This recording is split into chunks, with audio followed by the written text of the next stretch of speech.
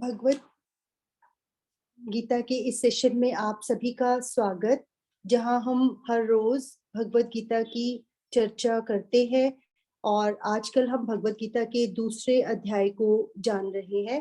दूसरे अध्याय के अब तक हमने 53 श्लोक पढ़े हैं और आज बारी है पिछले कुछ श्लोकों को रिवाइज करने की। श्लोक नंबर 38 से 53 तक के जो श्लोक थे उन्हें ही आज एक बार फिर से दोहराया जाएगा। सर को प्रणाम और निवेदन कि आज की चर्चा की शुरुआत करें।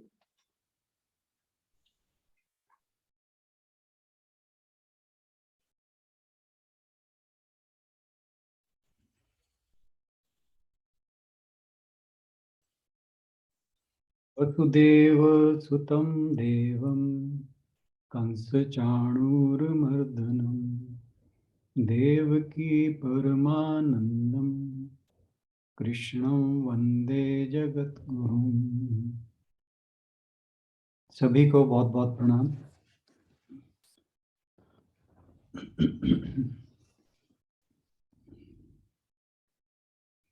हम दूसरे अध्याय पर चर्चा कर रहे हैं और दूसरे अध्याय में जो हमने अभी तक टॉपिक्स कवर किए हैं वो 11 से लेकर 31 श्लोक तक तो सांख्य योग की बात थी, यानी ज्ञान योग, जिसमें आत्मा संबंधी जो हमारा वास्तविक रूप है उससे रिलेटेड श्लोक थे और उसके संबंधी भगवान ने अर्जुन को शिक्षा दी कि हमारा वास्तविक स्वरूप क्या है और उसे कैसे जानना है। उसके बाद 32 से लेकर 38 श्लोक तक ये जो चर्चा थी, इन श्लोकों में भगवान जी अर्जुन को स्वधर्म का पालन करते हुए अपने कर्तव्य कर्मों को करने के लिए बताते हैं कि जो व्यक्ति जिस उसका जो उसका स्वधर्म है, यानी जिस फील्ड में भी वो काम कर रहा है, तो उसको वो लगन के साथ एकनिष्ठ होकर करे। तो फिर उसके बाद जो 39वां श्लोक था, 39वें श्लोक से लेकर और 53 श्लोक तक, यहाँ तक भगवान जी ने बताया कि जो हम दैनिक जीवन में अपने कर्म करते हैं उनको किस मनस्थिति के साथ करना चाहिए कि जिससे हमारी जो ये क्या कहते हैं, जो हमारी डेली लाइफ है उसे स्पिरिचुअलाइज किया जा सके। तो और ये चर्चा हमने कल तक की 53वें श्लोक तक, जिसमें भगवान जी ने अर्जुन को बताया कि किस प्रकार तुम अपने दैनिक कार्यों को स्वधर्म के अनुसार करते हुए कर्म योग के द्वारा कर सकते हो। और 39वें श्लोक से वो शुरू करते हैं। मैं हिंदी पढ़ रहा हूँ।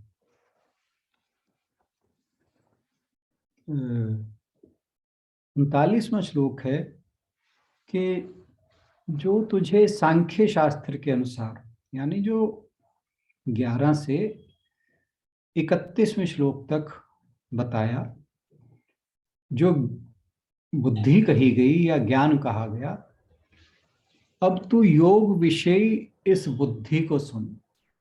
कारण कि इस बुद्धि के द्वारा योग युक्त हो जाने पर तू कर्मों के बंधन को छोड़ देगा, यानी कर्मों के बंधन से मुक्त हो जाएगा। अब यहाँ पर बात आ रही है कि जो हम कर्म करते हैं, जब हम सकाम कर्म करते हैं तो वे हमें बांधते हैं, वो हमारे बंधन का कारण बनते हैं।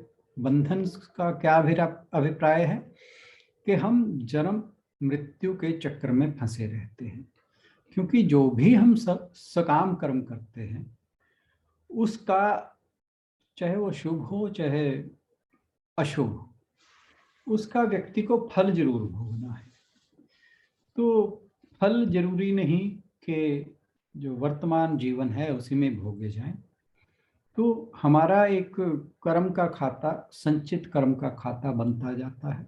जैसे भी हम शुभ और अशुभ आदि कर्म करते हैं तो उन फलों को भोगने के लिए उस खाते के अनुसार, उस अकाउंट के अनुसार व्यक्ति को बार बार जन्म लेना पड़ता है, जिसे हम प्रारब्ध कर्म कहते हैं।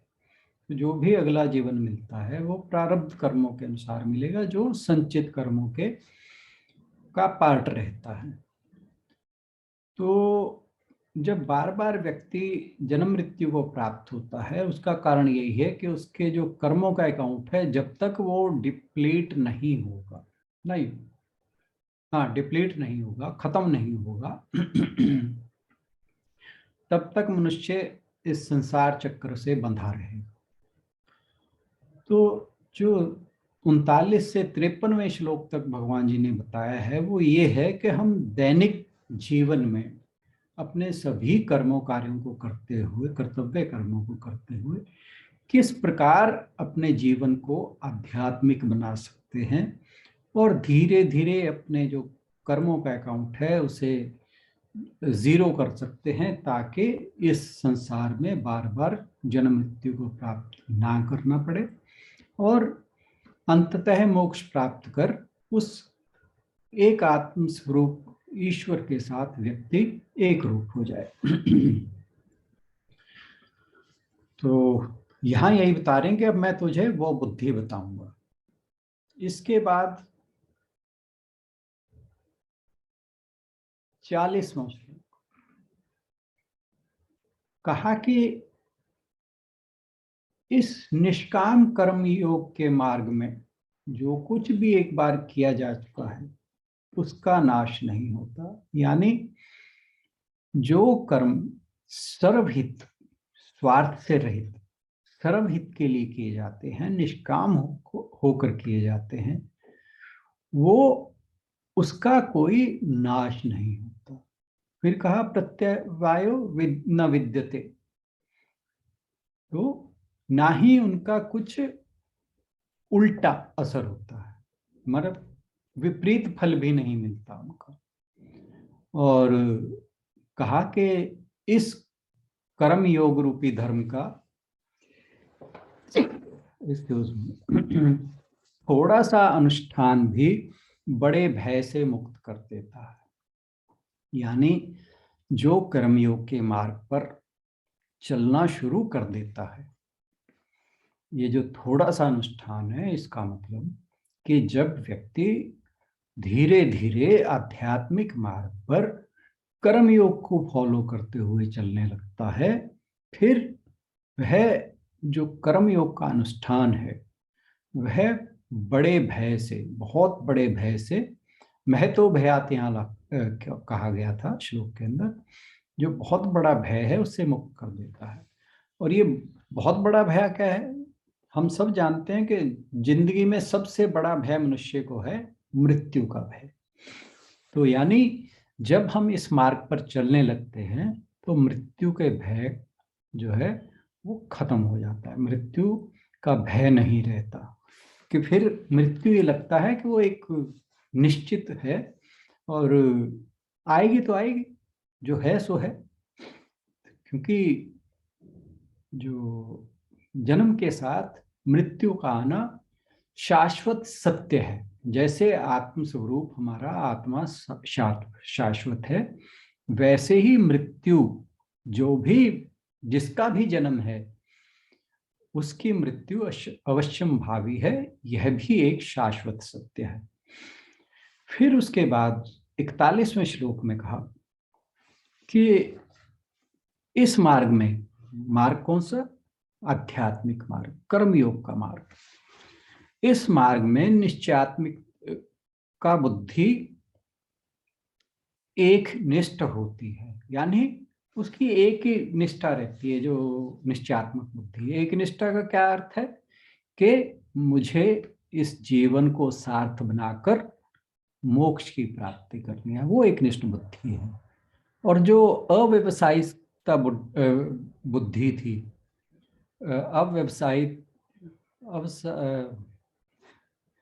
अव्यवसायत्मिका बुद्धि थी, जो वो निश्चयात्मिका बुद्धि से अलग रहती है। तो अव्यवसायत्मिका बुद्धि क्या है? जो जिस बुद्धि की अलग अलग शाखाएं हैं। शाखाएं का मतलब क्या था कि जो मनुष्य की डिफरेंट टाइप ऑफ डिजायर्स हैं, वो उस बुद्धि की जो है शाखाएं बताई गई। और वो कहा कि बहुत प्रकार की रहती है, क्योंकि जब कामनाएं जितनी ज्यादा होगी, जो बुद्धि है, जो अव्यवसायत्मिका बुद्धि है, वो हर कामना के पीछे भागने का करेगी। तो उनके पीछे जब भागेगी तो एक किसी भी, क्योंकि एक मान लीजिए आप, ये अव्यवसायत्मिका क्यों है कि जब हम किसी एक इच्छा के पूरी करने की प्रयत्न करते हैं, एक मान लीजिए हम एक निष्ठ होकर एक इच्छा को पूरा करते हैं, परंतु जैसे ही वो पूरी होने वाली होती है या पूरी हो जाती है, अक्सर तो जब लगता है कि ये पूरी होने वाली है, हमारे मन में दूसरा एम तुरंत जाग जाता है कि अब मैंने ये पा लिया। जैसे मैंने बात करता हूँ कि मैंने मान लो एक स्कूटर खरीद लिया और मैं उसे खरीदने के लिए कैपेबल हो गया, तो मेरा नेक्स्ट टारगेट जो स्कूटर आते ही जो होगा वो क्या, कार ली जाए। फिर जब कार आ जाएगी फिर लगेगा कि नहीं, अब लग्जरी कार ली जाए। फिर लग्जरी कार ली जाए तो वो आ जाएगी, तो फिर लगेगा नहीं, प्राइवेट जेट या हेलीकॉप्टर लिया जाए। तो ये इस लेवल पर बढ़ती चली जाती हैं इच्छाएं। तो इसीलिए इस बुद्धि को निश्चयात्मका बुद्धि नहीं कहा। निश्चयात्मका बुद्धि क्या है? जो एक लगन के साथ एक लक्ष्य की प्राप्ति के लिए करे, और वह उच्चतम लक्ष्य है मोक्ष की प्राप्ति। तो जो अव्यवसायत्मका बुद्धि है वो एक लक्ष्य की ओर जा ही नहीं सकती, क्योंकि उसकी शाखाएं बहुत हैं, बहुत तरह की कामनाएं हमें अलग अलग दिशाओं में भागने को प्रेरित करती हैं, और बुद्धि हमारी उसी तरह काम करती है। फिर 42वां श्लोक, 42वां श्लोक में कहा कि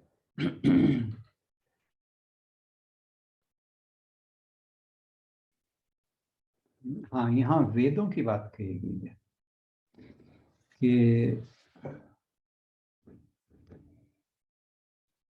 कहा, हे पृथा पुत्र पार्थ कहा था, जो लोग पंडित ना होकर ज्ञान शून्य मूढ़ हैं, यानी जिनको ज्ञान की प्राप्ति नहीं हुई है, तो वे वेदों के केवल अर्थवाद में ही रत रहते हैं।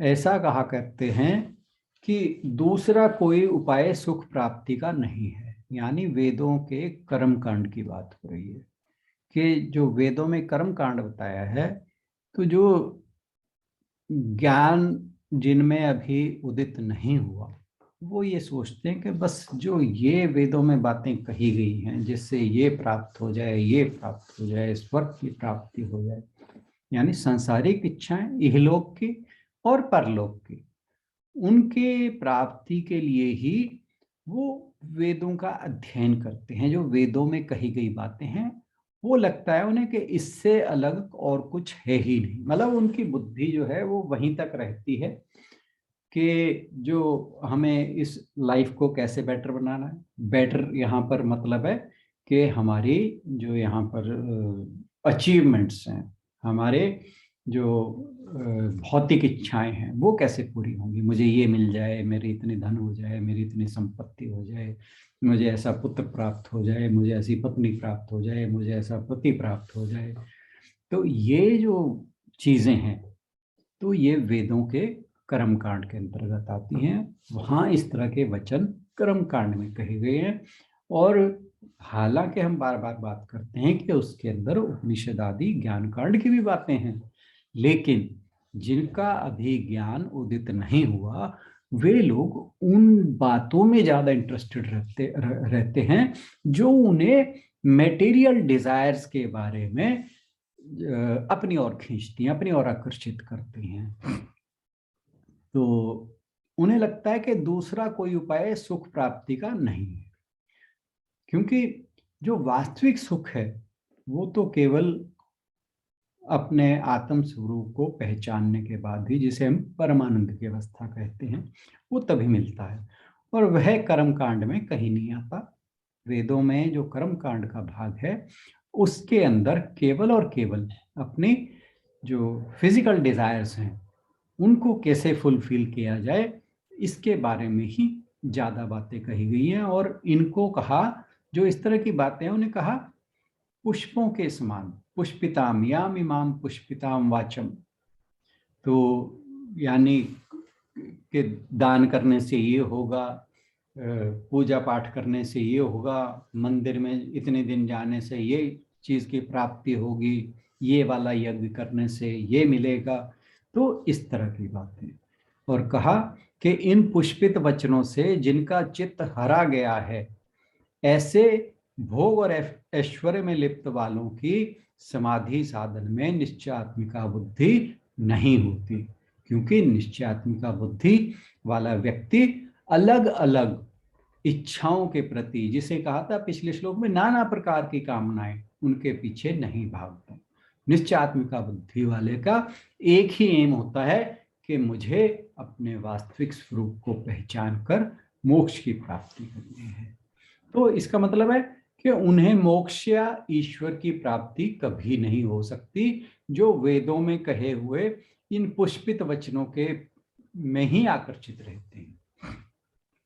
और इसके बाद फिर भगवान जी कहते हैं कि ये जो त्रिगुण विषय वेद हैं, यानी वेदों में जो ये त्रिगुण, त्रिगुण माया के गुण की, जिनको हम सत्व रजस और तमस गुण कहते हैं, कि जो, क्योंकि जो व्यक्ति आध्यात्मिक है वो इन गुणों से परे जाने की कोशिश करता है। उसका मार्ग ऐसा है कि शनै शनै धीरे धीरे इन जो गुण हैं सत्व रजस और तमस, इनसे वो जिसे हम इंग्लिश में ट्रांसेंड कहते हैं, उनसे ट्रांसेंड होने की कोशिश करता है, यानी उनसे परे जाने की कोशिश करता है। लेकिन जो सांसारिक व्यक्ति है वो, उसके अंदर ये तीनों गुण किसी ना किसी मात्रा में वो प्रभावी रहते हैं। ज्यादातर जो फिजिकल डिजायर के पीछे लगे हुए सकाम कर्म करते हैं उनमें रजस गुण ज्यादा रहता है, और जो अकर्मण्य वाले हैं उनमें तामसिक गुण रहता है। तो ये तीनों गुण किसी ना किसी रूप में हर एक में थोड़े बहुत अधिकता में रहते हैं, और उसी के अनुसार मनुष्य की प्रकृति होती है। तो भगवान जी ने कहा कि तू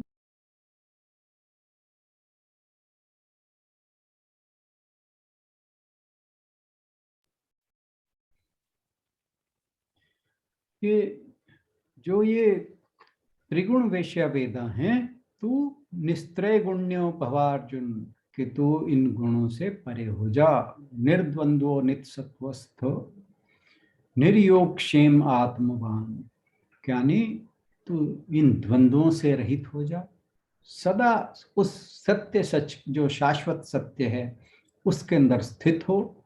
निर्योग क्षेम, अपना कि मेरा जो मिला हुआ है वो बचा रहे, इन बातों से मुक्त हो जा और आत्मवान हो जा, यानी अपने आत्म स्वरूप के अंदर स्थित हो जा।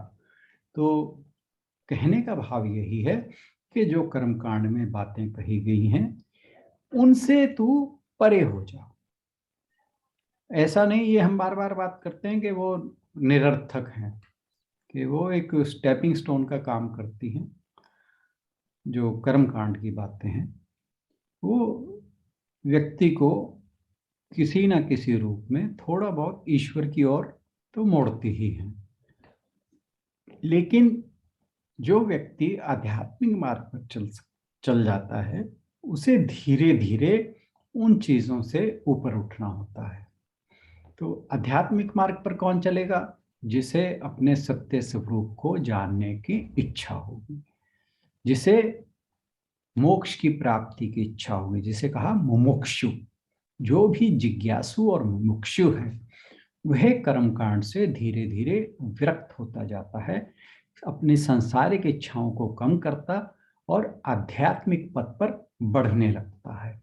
तो भगवान जी कहते हैं कि निर्द्वंद्व, यानी जो पेयर ऑफ अपोजिट्स हैं, द्वंद्व हैं जीवन के, सुख दुख लाभ हानि यश अपयश, इन सब से तू परे हो जा, इनमें सम रहना सीख ले और जो शाश्वत सत्य है, नित्य है, उसके अंदर स्थित होने की कोशिश कर। और निर्योगक्षेम, ये जो अपने पास बचा हुआ है, जो हमारे पास फिजिकल हमारी प्रॉपर्टी है, धन है, इनको जो तुझे लगता है कि भी बस जो आ गया वो जाए ना और आता रहे, कि इस चीज से ऊपर उठ जा और आत्मवान अपने वास्तविक जो रूप है उसमें स्थित हो जा। ये लगता है तो सिर्फ समराइज ही हो पाएगा। फिर 46वें श्लोक में कहा कि चारों ओर से नाना प्रकार के झरनों तथा वर्षा की धाराओं से जो छोटे छोटे जलाशयों जितने जल के प्रयोजन की आवश्यकता होती है, यानी जब किसी को बहुत बड़ा पानी का स्रोत मिल जाए, फिर वो छोटे छोटे तालाब, कुआं, ऐसी जगह के जाने के बजाय जो बड़ा स्रोत है, जैसे किसी, मान लीजिए किसी शहर या गांव में, हालांकि अब तो जो है पाइप्ड वाटर आता है, पर पहले की बातें हैं ये। तो जैसे किसी गांव या शहर के अंदर, कस्बे के अंदर बहुत बड़ा साफ पानी का अगर तालाब हो, बहुत बड़ा, जो सारे शहर या गांव के लिए सफिशिएंट हो, तो व्यक्ति जो आसपास कोई और कुआं होगा, छोटा मोटा तालाब होगा, उस पे जाने की कोशिश नहीं करेंगे, सभी लोग वहीं जाने की कोशिश करेंगे, क्योंकि जितना वहां जाने का प्रयोजन रहता है व्यक्ति का, किसी भी व्यक्ति का, छोटी छोटी जगह पे जब बहुत बड़ा पानी का स्रोत मिल जाए, तो इसी प्रकार परम तत्व की के जानने की इच्छा करने वाले ब्रह्मनिष्ठ के लिए भी चारों वेदों से केवल ब्रह्म ज्ञान को संपादन करने वाले भाग का ही प्रयोजन रहता है। ये जो व्याख्या है थोड़ी सी इसको ज्यादा रिफाइंड किया गया, वहां पे तो ये कहा था कि जो वेदों में कहा गया है, तो जो ब्रह्मनिष्ठ है उसकी उतनी ही निष्ठा रहती है उसके अंदर जितनी बड़ा स्रोत मिलने। यानी बात क्या है कि जो वेदों का ज्ञान कांड है, जब व्यक्ति उसकी ओर मुख करता है, उस और उसकी वृत्ति परिवर्तित होती है, तो फिर जो कर्म कांड में बातें कही गई हैं वो उसके लिए गौण हो जाती है। मोटी मोटी बात जो कही गई वो ये थी यहाँ पर।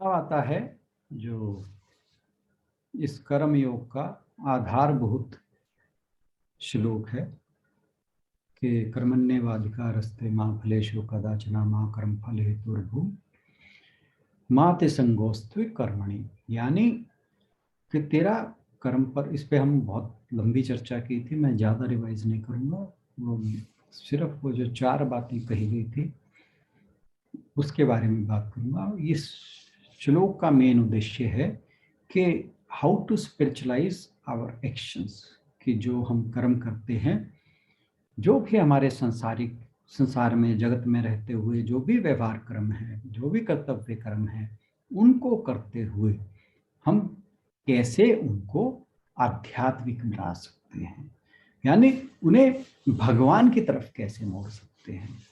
तो कहा कि कर्मों पे तुम्हारा अधिकार नहीं, सॉरी, कर्मों पर तुम्हारा अधिकार है, उसके फल पर अधिकार नहीं। माँ कर्म फल हेतु भूल, कि तुम कर्म फल का हेतु भी ना बनो, यानी ना भोक्ता बनो ना कर्ता बनो। तो यानी जब कर्म करें तो उसके लिए कृतत्व का भाव नहीं आना चाहिए, फल की इच्छा नहीं होनी चाहिए। जो भी फल आए उनका भोक्ता नहीं बनना। उन्हें ये सोचिए कि ईश्वर का प्रसाद है और उन्हें ईश्वर को समर्पित करते हुए करते रहें। मैंने एक एग्जांपल दिया था बैंक अकाउंट का, कि जैसे मान लीजिए कोई हमने लोन ले रखा है और वहाँ पर जाकर अगर कुछ राशि जमा करा देते हैं तो वो लोन कम हो जाता है। ऐसे ही जो हमारे पाप कर्मों का अकाउंट है, अगर हम पुण्य कर्मों को भोगते नहीं हैं बल्कि उन्हें ईश्वर को समर्पित कर देते हैं, तो हमारे पाप कर्म जो हैं उनका जो अकाउंट है वो डिप्लीट होना शुरू हो जाता है।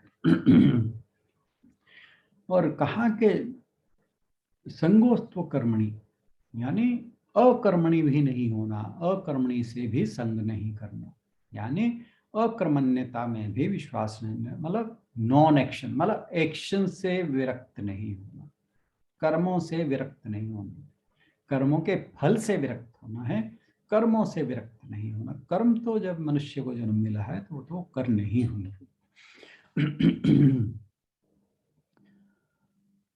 और जब व्यक्ति कर्म योग को फॉलो करता है तो धीरे धीरे उसका जो कर्मों का अकाउंट है वो डिप्लीट होने लगता है, उसे वह ब्रह्म ज्ञान का अधिकारी होने लगता है।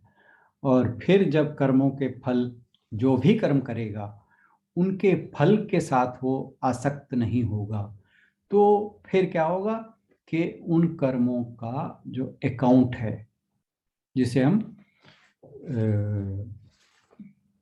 कर्मा अकाउंट कहते हैं, वो भी उसका बंद होना शुरू हो जाएगा। कर्म अकाउंट जब बंद होना शुरू हो जाएगा, कम होना शुरू हो जाएगा, तो धीरे धीरे जो जन्म मृत्यु का चक्र है वो खत्म होता चला जाएगा। और एक अवस्था ऐसी आएगी जब उसका कार्मिक अकाउंट खत्म हो जाएगा, उसके बाद उसको ईश्वर स्वरूप में ही वो लीन हो जाता है, फिर उसको दोबारा जन्म लेने की आवश्यकता नहीं रहती। इसमें मैंने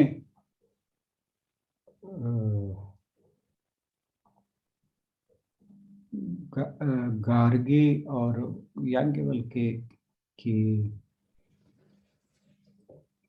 जो चर्चा हुई थी, जो बहुत ही पॉपुलर है, उसके बारे में भी आपसे शेयर किया था। आशु बहन ने यहाँ मोह और प्रेम के बारे में, फर्क क्या है, उसकी भी चर्चा की थी, तो इसलिए मैं इस पार्ट को थोड़ा सा एक बार रिपीट कर देता हूँ। तो जब गार्गी ने ऋषि याज्ञवल्क्य से पूछा कि क्या आप अपने आप को सबसे बड़ा ब्रह्मज्ञानी मानते हैं, क्योंकि उन्होंने कहा था अपने शिष्य से कि जाओ तुम अपनी जो ये 1000 गऊएं हैं इनको हाँक लो। तो याज्ञवल्क्य जी बोले गार्गी के प्रश्न पर कि हे देवी, मैं स्वयं को ज्ञानी नहीं मानता, परंतु मेरे मन में इन गायों को देखकर मोह उत्पन्न हो गया है। यहाँ मोह का वर्ड उन्होंने जानबूझकर यूज किया था ताकि एक सार्थक चर्चा इस विषय पर शुरू हो जाए। तो जब ऋषि के मुंह से मोह जैसा शब्द सुना तो गार्गी को जो शास्त्रार्थ वो कर रही थी उसे आगे बढ़ाने का मौका मिल गया। उसने कहा कि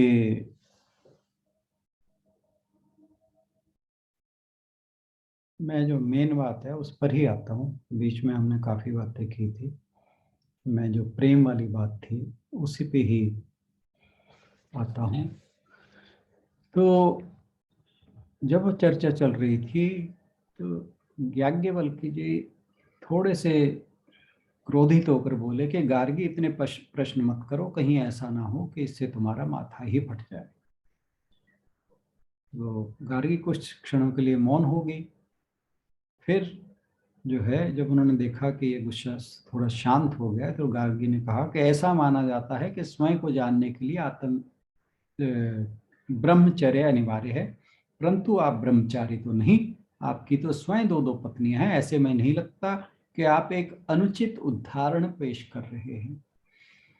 तो याज्ञवल्क्य जी ने कहा कि ब्रह्मचारी कौन होता है गार्गी? तो गार्गी ने कहा जो परम सत्य की खोज में लिप्त है। तो याज्ञवल्क्य ने कहा कि तो तुम्हें ये क्यों लगता है कि गृहस्थ जो है परम सत्य को नहीं खोज सकता? अब ये हमारे लिए जो है बड़ा रेलिवेंट है, क्योंकि हम सब गृहस्थी हैं। तो गार्गी ने कहा जो स्वतंत्र है वही केवल सत्य की खोज कर सकता है। अब यहाँ स्वतंत्र का आशय क्या है कि स्वतंत्र मतलब जो संसार में रहते हुए संसार से निर्लिप्त है, संसार में लिप्त नहीं है, रह संसार में रहा है, नॉर्मल अपने उसके कामकाज भी नॉर्मल चल रहे हैं एक संसारी व्यक्ति की तरह, परंतु वह सांसारिक इच्छाओं, सांसारिक चीजों, सांसारिक संबंधों में लिप्त नहीं है। तो ये स्वतंत्रता है। तो गार्गी कहती है जो स्वतंत्र है वही केवल सत्य की खोज कर सकता है, विवाह तो बंधन है। याज्ञवल्क काउंटर क्वेश्चन, विवाह बंधन है? गार्गी कहती निसंदेह। याज्ञवल्क्य कैसे? गार्गी कहती है विवाह में व्यक्ति को औरों का ध्यान रखना पड़ता है, निरंतर मन किसी ना किसी चिंता में लीन रहता है। अब यहाँ पे लिप्तता की बात आ गई, और संतान होने पर उसकी चिंता अलग। ऐसे में मन सत्य को खोजने के लिए मुक्त कहाँ है? तो निसंदेह विवाह बंधन है महर्षि। तो याज्ञवल्क्य जी कहते हैं कि किसी की चिंता करना बंधन है या प्रेम? तो आशुबेन जी आपके क्वेश्चनों के जवाब यहाँ मिलने चाहिए। तो गार्गी कहती है प्रेम भी तो बंधन है महर्षि। याज्ञवल्क्य, प्रेम सच्चा हो तो मुक्त कर देता है, केवल जब प्रेम में स्वार्थ प्रबल होता है तो वह बंधन बन जाता है। तो कहा समस्या प्रेम नहीं है।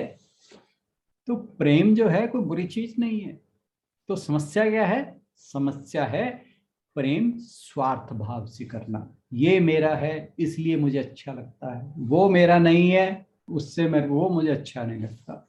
ये प्रेम का स्वार्थी रूप है।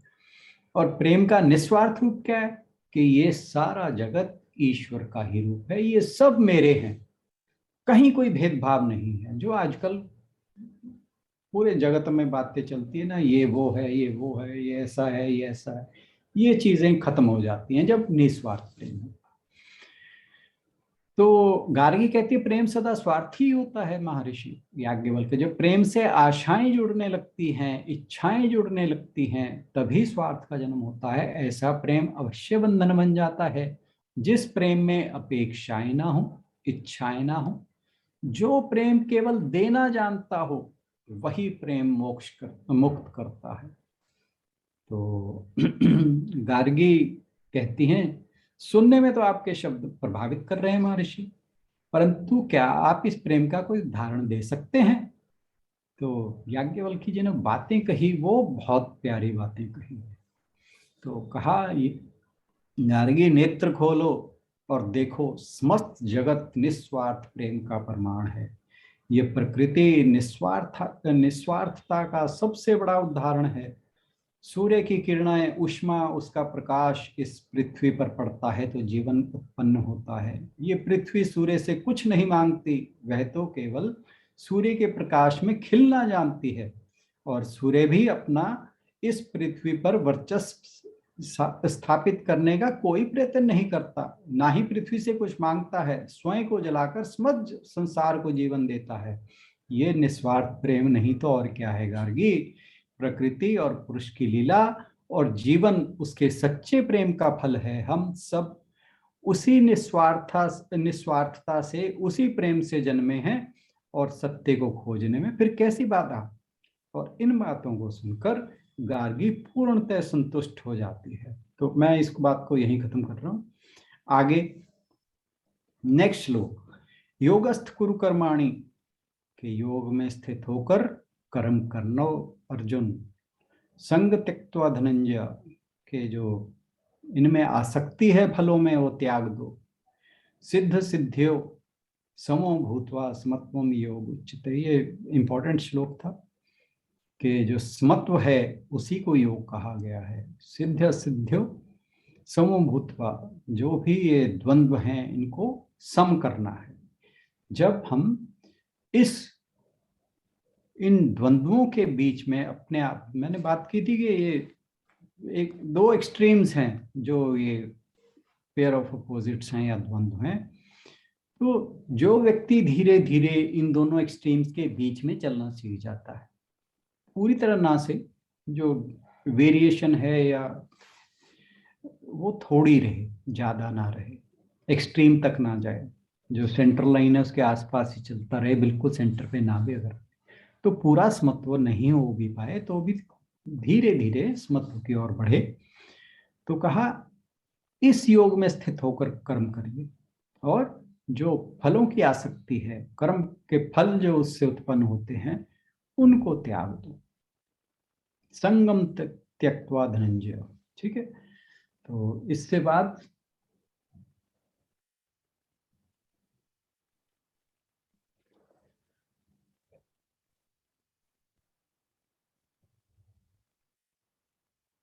कि बुद्धि योग द्वारा किए हुए कर्मों से सकाम कर्म बहुत दूर होने के कारण निकृष्ट हैं।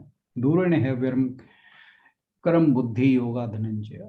कि जो बुद्धि योग से कर्म करते हैं, यानी कर्म योग के सिद्धांत को फॉलो करते हुए जब हम अपने स्वधर्म का कर्म करते हैं, उससे जो सकाम कर्म हैं वो निकृष्ट हैं। और इसलिए बुद्धि योग के परायण हो। बुद्धो शरणम अनुविच्छ कृपणा फल हेतु, के जो फल की इच्छा करने से, फल की इच्छा के हेतु कर्म किए जाते हैं, वो मनुष्य को कृपण बनाते हैं, दीन बनाते हैं, तुच्छ बनाते हैं। तो इसलिए कर्म योग को फॉलो करते हुए कर्म करने चाहिए। और वो क्या है, कर्म योग क्या है, वो हम बात कर चुके हैं। फिर कहा जो प्राणी बुद्धि युक्त होकर कर्म करता है, यानी कर्म योग से, वह अपने सुकृत और दुष्कृत अर्थात पाप और पुण्य दोनों को इस संसार में त्याग देता है। तो बात वो जो हम बार बार करते हैं, कार्मिक अकाउंट जो है वो खत्म होना शुरू हो जाता है। कब? जब हम कर्म योग के सिद्धांत को फॉलो करते हुए कर्म करते हैं। इसलिए तू बुद्धि योग युक्त कर्म के लिए यत्न कर। तस्मात योग्य युजस्व योग कर्म सुकौशलम। कि इस प्रकार के जब तू काम कर्म जो है वो कुशलता से करेगा तो वह योग ही है।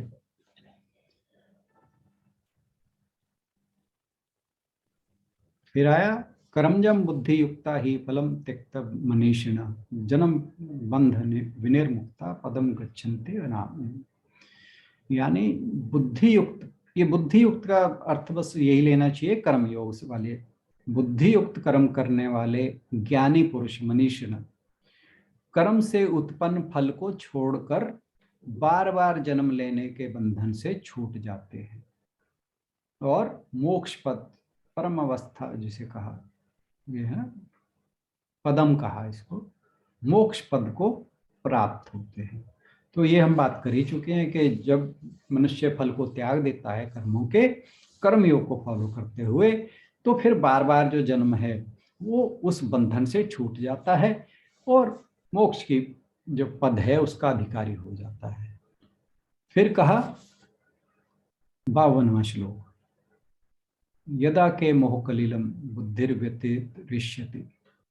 कि जब तेरी बुद्धि मोह कलिलम, जो मोह वाले दलदल है उससे पार हो जाएगी, उससे बाहर निकल आएगी, तब तू श्रोतवस्य श्रुतस्य च, जो हम बात कर रहे थे कि जो उसने कर्मों के फल जो हैं वो भोग कर उनकी यादें लिए बैठा है, जो अच्छी यादें, और जिन कर्मों को करके फल की आशा रखे बैठा है, ये श्रोतव्य और श्रोतस्य ये दो चीजें हुई। श्रोतस्य जो हो चुका है, जो सुना जा चुका है, और श्रोतव्य जो जिसकी उसको सुनने की आशा है, यानी अच्छे वचन जो सुन चुका है, अच्छी बातें जो सुन चुका है, जो अपने दिल को प्यारी लगने वाली बातें, प्लेजर देने वाली,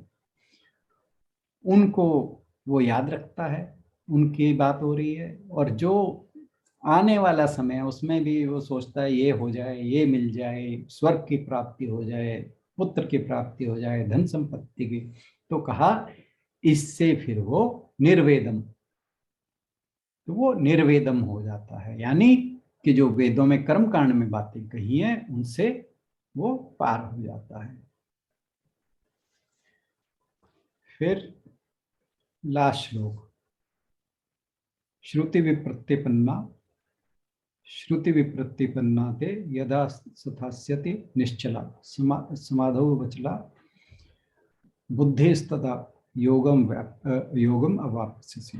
यानी श्रुतियों के यानी वेदों के भिन्न भिन्न आशयों के श्रवण कर विक्षिप्त हुई बुद्धि, व्याकुल हुई तेरी बुद्धि, जब समाधि अर्थात ईश्वर के स्वरूप में विक्षेपों से रहित होकर स्थिर और अटल हो जाएगी, तब तू जो तत्व ज्ञान है उसे प्राप्त करेगा। योगम अवाप्स्यसि, तब तू जो योग है उसे प्राप्त करेगा। तो जो वेदों के वचन हैं वो उससे जो व्याकुल होती है, वेदों के जो कर्म कांड वाले वचन हैं उससे मन में डिजायर्स पैदा होती हैं, फिर उनको पूरा करने के लिए माइंड जो है एजिटेटेड रहता है। तो कहा कि जब इससे परे हो जाकर तुम्हारी बुद्धि निश्चल हो और स्थिर हो जाएगी, तो फिर जो तुम्हें जो तत्व ज्ञान है, यानी जो आत्मा और ईश्वर की, परमात्मा की एकता है, उसे प्राप्त करेगा। तो ये जो समाप्त मैंने किया, अब अगर आज ही इस पर बातचीत करनी है तो देख लीजिए, नहीं तो फिर हम। Thank you so much Rana sir. जितनी बार सुनते हैं उतनी बार ही अच्छा लगता है। और आज ये लग रहा था सुन के कि हम शरणागत होना मानते हैं, भगवान के पीछे पड़ जाने को, कि शरणागत का मतलब है भगवान जी आप ही हमारे काम करोगे, आप ही हमारा ये करोगे हमारा। लेकिन शरणागत का अर्थ है कि परमात्मा जो कर रहे हैं उसमें संतुष्ट रहना, कि उसकी रजा में राजी रहना, वही शरणागत होना है। और बहुत सारे भगवान जी ने इफ एंड बट्स लगाए हैं शांति के लिए, वो ऐसे प्राप्त नहीं हो सकती, उसके लिए भी पूरा मेहनत करने की जरूरत है। यदि कोई कुछ क्वेश्चन पूछना चाहे या बात कहना चाहे तो कहें, अन्यथा जो चर्चा है वो हम मंडे को करेंगे, क्योंकि इन श्लोकों का समझना, जैसा कि सर ने बताया कि संसारिक यात्रा को सुगम बनाने के लिए या स्पिरिचुअल बनाने के लिए इन चीजों को जाना हमारे लिए नितांत आवश्यक है। तो हम मंडे को इसी चर्चा को आगे जारी रखेंगे। यदि फिर भी कोई अभी कुछ पूछना चाहे तो पूछ सकते हैं।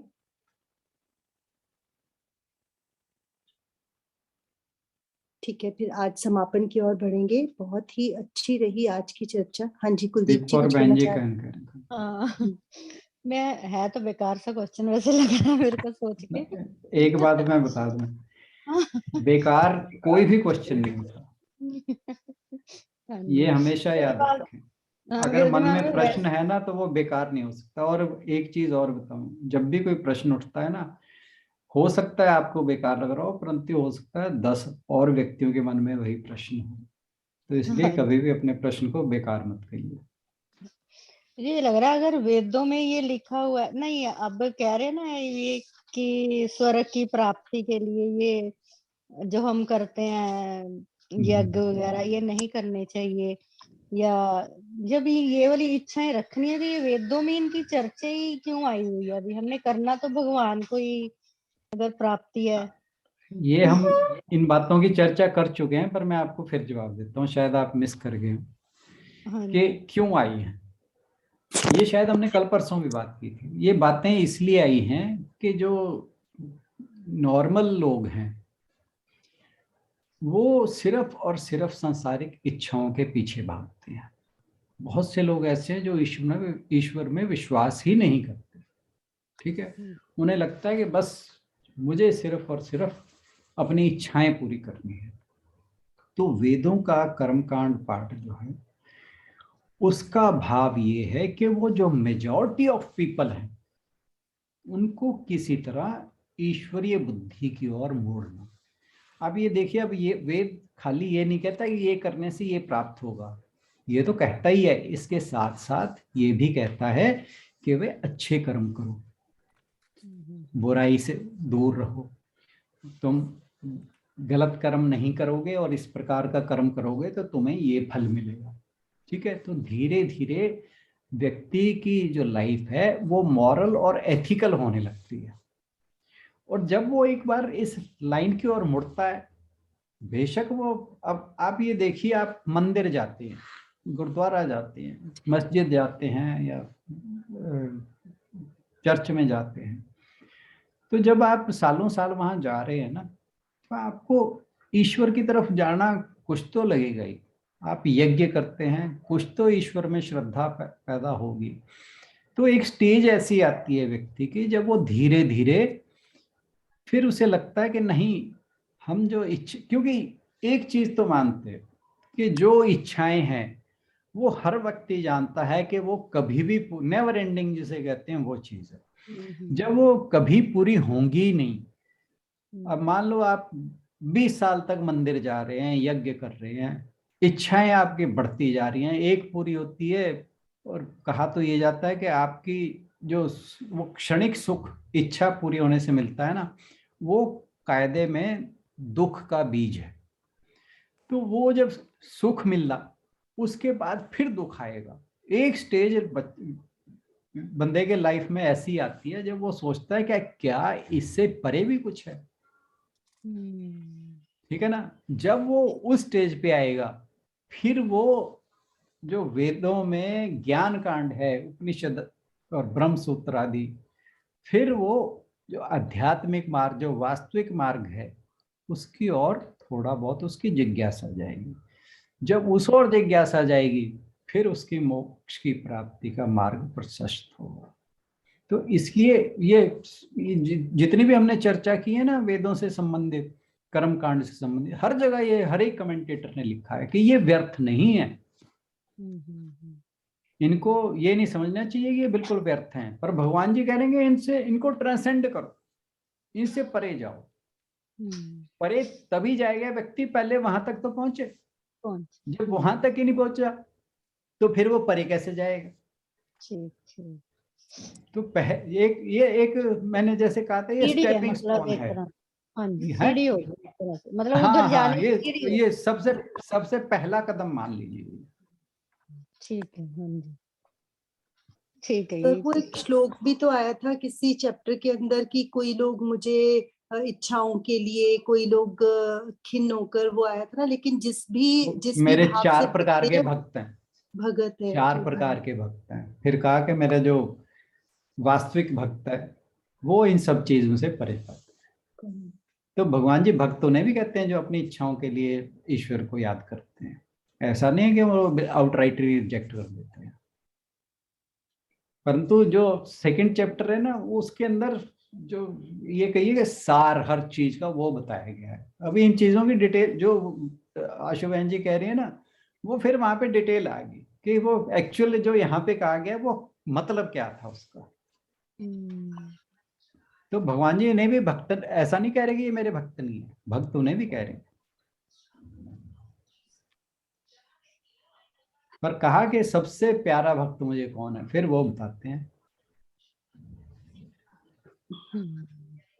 ये मेरे ख्याल 6 या 7वें चैप्टर में था शायद। हाँ जी, मेरे को मिला नहीं, 6-7वें में होगा शायद। ये 7वें में है जी। चतुर्विधा भजन्ते माम जना या बिल्कुल बिल्कुल आरतो जिज्ञासुरथार्थी ज्ञानी च भरतर्षभक्ति, 7वें में है। सर पर सबसे ज्यादा बेटर तो फिर समर्पण ही है कि उसने जो करवाना है वो करवा लेगा। उसने जब तक कर्म कांड करवाना है कर्म कांड करवा लेंगे। और जब मुझे यहाँ तो पे भी सबसे बात, वाकई ये मेरे को बात तो सरेंडर ही समझ में आई है, पूरी गीता में यही समझ में आया कि सरेंडर कर दो, फोकस होके अपना काम करो और सरेंडर कर दो, बाकी देख लेंगे भगवान जी ने जो देखना देख लो। क्योंकि सरेंडर हम के साथ सारे तो हम समस्या अपना कर्म क्या मत्था है? कांड के क्यों बाद मारे? ही यहाँ पे आए। दिमाग सरेंडर सर के एक साथ बात है, सरेंडर के साथ समस्या पता क्या है कि हाँ जी, हमारा सरेंडर कंप्लीट नहीं है। हाँ वही कंप्लीट कंप्लीट सरेंडर, निष्काम भाव से काम करें और सरेंडर करते हैं भगवान जी, अब आप बस देखो बस जो बस करना है कर लो। हमारा, हम क्या है हम्म कि जब हमें दुख आता है फिर तो ये लगता है भगवान जी बस ये आपने ही दिया है, आप ही संभालो।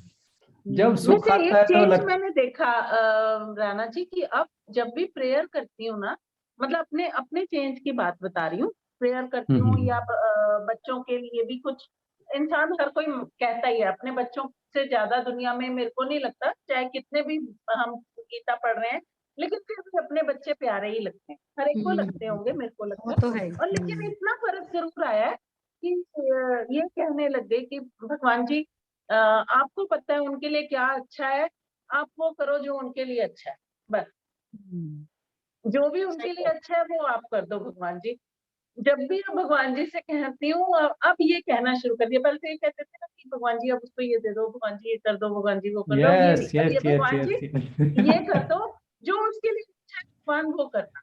अब जैसे बेटे की बिल्कुल पोस्टिंग ही है, बच्चे कुछ ही कहते रहे, मैं परमात्मा को क्या कहती हूँ, परमात्मा उस जगह उसकी पोस्टिंग करो जो उसके लिए अच्छा है, जो उसके हायर गुड के लिए है वो कर दो, बस मुझे नहीं पता, आपको पता है।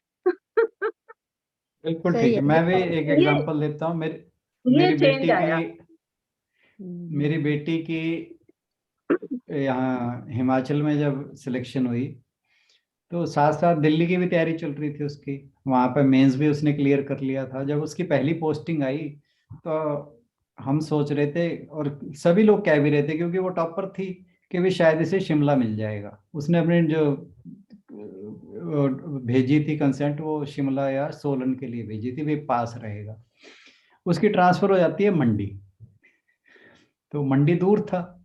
तो वो जाके बात करती है कि भाई आपने मुझे मंडी क्यों दी, वो रजिस्ट्रार से मिलती है जाके। वो कहते हैं कि भाई आप टॉपर थे और हमें सब तरफ से रिकमेंडेशन आई थी कि भाई जो ये जज जो है बहुत अच्छा है, इसको सबसे अच्छी जगह भेजो। तो कह रहे हमने सब, जो हिमाचल में सबसे अच्छी जगह है ना वो मंडी है, तो कह रहे हमने तो आपको बेस्ट पोस्टिंग दी है। तो वो कहती है कि भाई ये तो हमें सूट नहीं करती। तो उन्होंने मेरे को फोन किया। मैंने कहा देखो, ये सोचो कि जब भगवान ने तुम्हें वहां भेजा है ना तो उसके पीछे उसकी कोई ना कोई मंशा तो रही हो। और जब वो वहां पे चली गई ना, देन शी रियलाइज्ड कि हाँ भाई यहाँ पे आने से भी मुझे बहुत कुछ सीखने को मिला कि शिमला या मैं सोलन आसपास रहती तो शायद इतना ना होता। वहां पे उसने लाइफ के कई लेसन्स जो हैं जुडिशरी के वो सीखे। एंड नाउ शी सेज कि वो मेरे लिए बहुत अच्छा स्टेंट था। बस तो वही मैं कह रही हूँ हाँ कि भगवान जी ने ये चेंज दिया। ये नहीं हाँ कह हाँ सकते कि बिल्कुल गीता पढ़ने से बिल्कुल। कुछ चेंज नहीं आया, नहीं आया है, मुझ में तो आया है। भगवान जी नहीं से मतलब हम मेरे सब, मेरे ख्याल से शब्द और भाव तो चेंज हो गए। हम जब तो सारे ना गीता जी के साथ जुड़े हैं, इस ग्रुप पे जुड़े हैं, तो ये चेंज तो ऑटोमेटिक है, ये तो हाँ 100% आया होगा। तो सोच मैं में भी कुछ उससे यही तो कहता फर्क था है। और वो खुद भी कहती है कि भाई हाँ, मैं कहा जब भगवान जी ने तेरे को वहां भेजा है ना तो इसके पीछे उनकी कोई मंशा रही होगी, तो इसको एक्सेप्ट कर।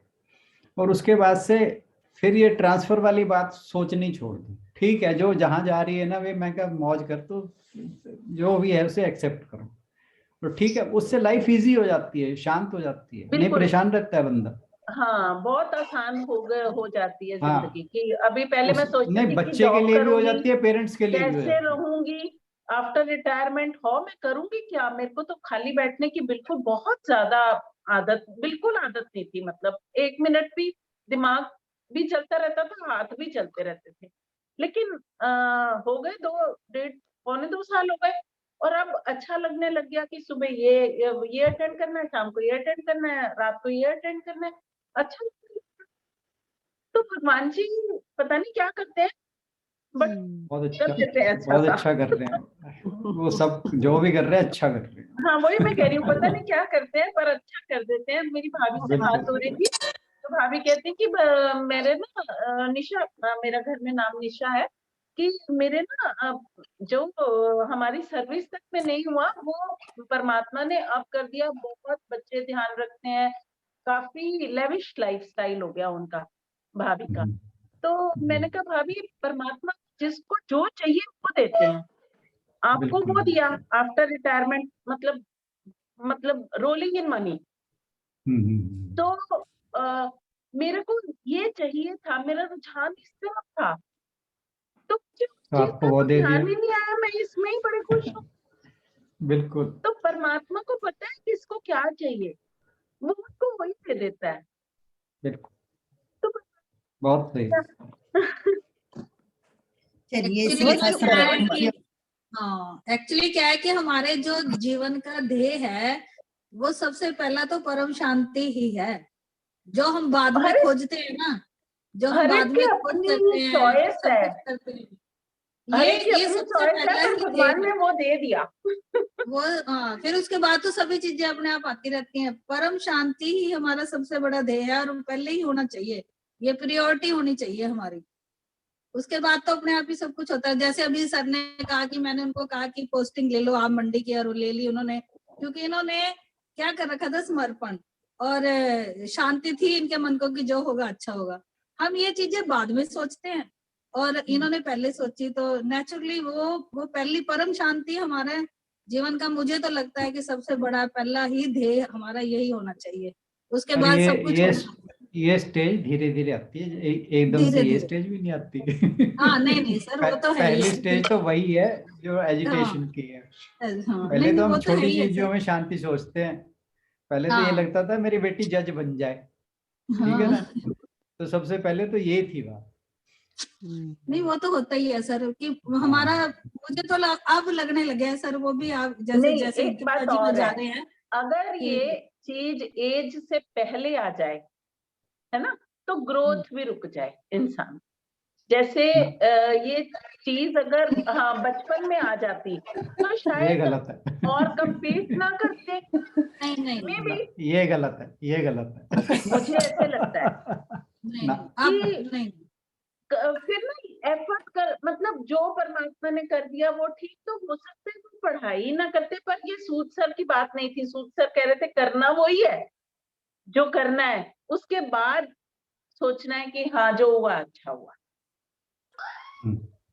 ये जो बात है ना कि फिर ना करते, वो भगवान जी ने यही तो कहा था, संगोस्त्व कर्मणि। हाँ, कर्म नहीं छोड़ना, ये अकर्मण्यता है, ये अकर्मण्यता है। तो भगवान जी तो इसके लिए भी वार्न करते हैं कि तुम्हें ये नहीं सोचना कि ग्रोथ में नहीं जाना, कर्म तो करना ही पड़ेगा, कर्म तो करना ही है। तो अकर्मण्यता से भी मना किया उन्होंने। नहीं तो मैं नहीं मानता कि अगर हम अर्ली स्टेज में जाते हैं तो हम अकर्मण्य हो जाएंगे, नहीं हो, वो नहीं सर। वही बात है कि पिछली यात्रा भी तो है ना, वो यात्रा के हिसाब से ही हम, जब हमारा समय आएगा तब हम मतलब पुरुषार्थ अपना है, लेकिन जब समय आएगा तभी वो हमें संभव हो पाएगा। बिल्कुल चलिए आज ये की बिल्कुल सही बात है। चर्चा बहुत गहरी है और इस पर तो जितना भी किया जाए विचार शायद कम रहेगा। और सर ने आज वार्म अप कर दिया है एक बार सारी समरी दोबारा से बताकर, तो आज का सेशन अपलोड कर दिया जाएगा, एक बार दोबारा से सुने और मंडे को अपने क्वेश्चंस या अपने जो भी आपके लेसन्स रहे इस चर्चा से जरूर ऐड ऑन करें। इसी के साथ समापन की ओर बढ़ते हैं। आप सभी का बहुत बहुत धन्यवाद। ओम पूर्णमदः पूर्णमिदं पूर्णात् पूर्णमुदच्यते पूर्णस्य पूर्णमादाय पूर्णमेवावशिष्यते। ओम शांति शांति शांति। सर एक बात और आ रही है, बिन मांगे मोती मिले, मांगे मिले ना भीख। वो भी याद आता है मुझे कि अभी हम कोई पहले बाहर ढूंढने के लिए जाते थे, लेकिन तब भी हमें इतना ज्यादा गहराई से किसी बात को समझने का मौका नहीं मिलता था। और भगवान जी ने घर में बैठकर ही और एकांत में, बिल्कुल कोई डिस्टरबेंस नहीं, कोई भटकाव नहीं, ये जानने का मौका दिया है। तो इसका मतलब परमात्मा तो कृपा कर ही रहे हैं सब पर। सभी का बहुत बहुत बिल्कुल। धन्यवाद। कल मिलते हैं मेडिटेशन सेशन के साथ। Thank you so much.